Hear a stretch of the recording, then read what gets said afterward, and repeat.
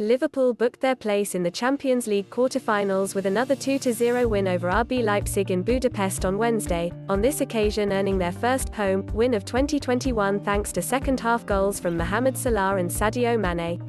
The Reds had endured a woeful run of form since winning the first leg on the road last month, extending their Premier League losing streak at Anfield to 6 games and slipping 7 points off the top 4. That might mean that winning the Champions League is their best chance of returning to the competition next season. On tonight's evidence, their candidacy ought not to be completely discounted for all that injuries have left their defence bereft. Though Alisson saved well from Dani Olmo early in the first half, it was Liverpool who created the best chances, but familiar home issues plagued them as Thiago, Diogo Jota, Mane and Salah all spurned presentable chances before the break. It took Leipzig much of the second half to find any attacking quality, but Alexander Sørloth's header off the bar on 65 minutes was a reminder of how tenuous Liverpool's lead might become with just one mistake or moment of brilliance. Perhaps that roused the Reds out of the torpor as their front three finally clicked, Jota teeing up Salah, whose low shot was too accurate for Peter Gulácsi. As had been the case in the first leg, one Liverpool goal soon brought another, substitute Divock Origi crossing low for Mane to kill off any lingering hope Leipzig might have had of netting 3 goals in 16 minutes.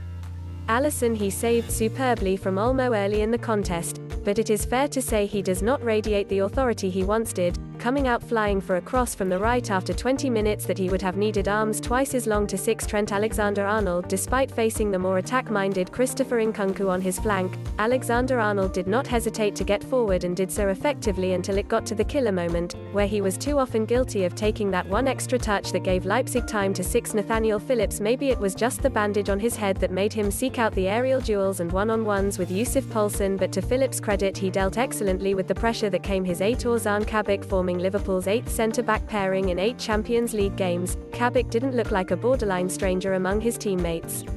His eye for a long pass is very encouraging and he rarely seems to be in anything but the right 7. Andrew Robertson, a relatively quiet night for the Scot, who was able to avoid much of the pressure that came down the Liverpool right.